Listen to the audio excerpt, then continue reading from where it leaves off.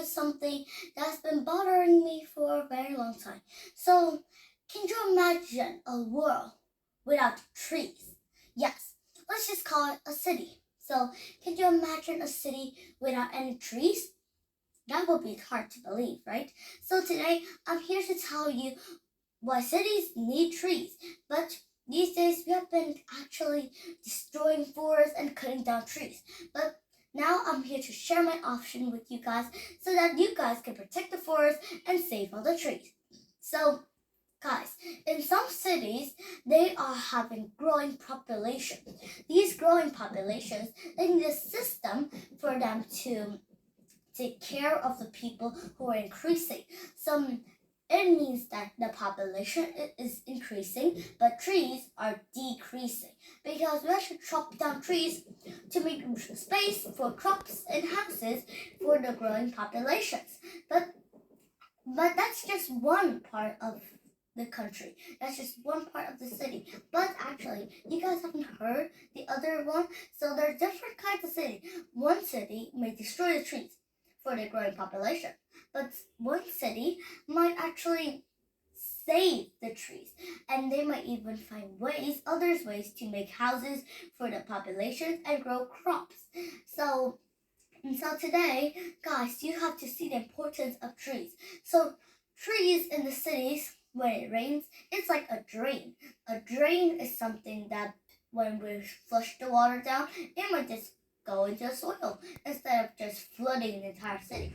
Just imagine a place without trees at all, without trees.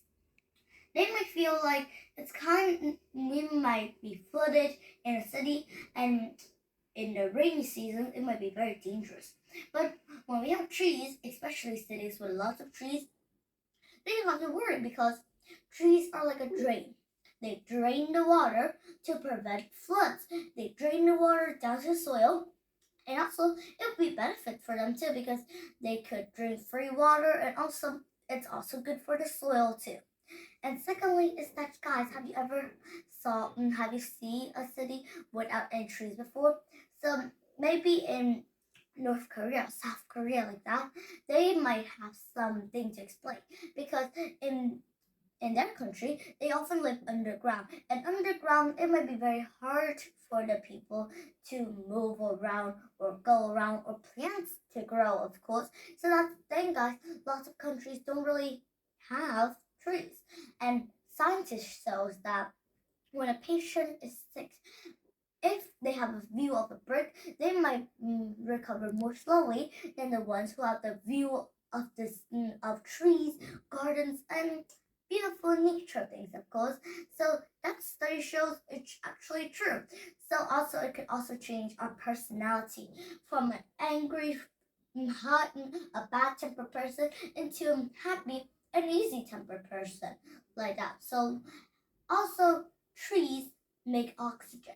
If we cut down trees, we might still have oxygen, but these oxygens might be filled with bacteria, like that. Bacteria isn't good for us, even though the air is still has lots of bacteria now. But when they go through the plants, it might have a little.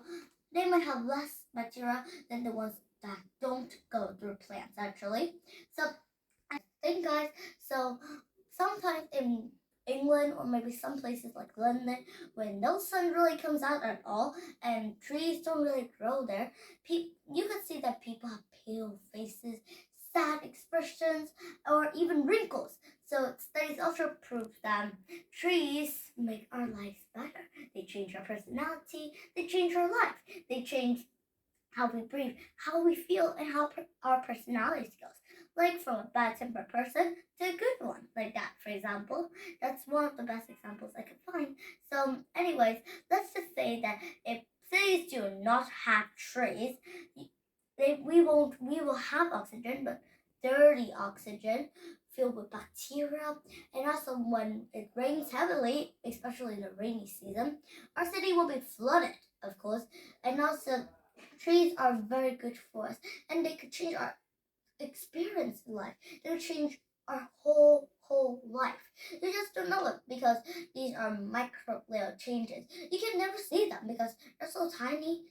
their brain kind of avoids them. Like a tree, they may be big things, but they're just little things, problems in life. We don't get to see much trees. We do not get to breathe good oxygen, but only breathe oxygen filled with bacteria. We might feel it's kind of overwhelming, and sometimes we may have we might not, we have some diseases, especially when we breathe in air that has bacteria, of course. So that's the thing, guys. So these are all my ideas. So I think that in 2050, I think that they will plant more trees ever, and they'll still find a way to make room for the growing population. So this is the end of my presentation. Thank you for listening, guys.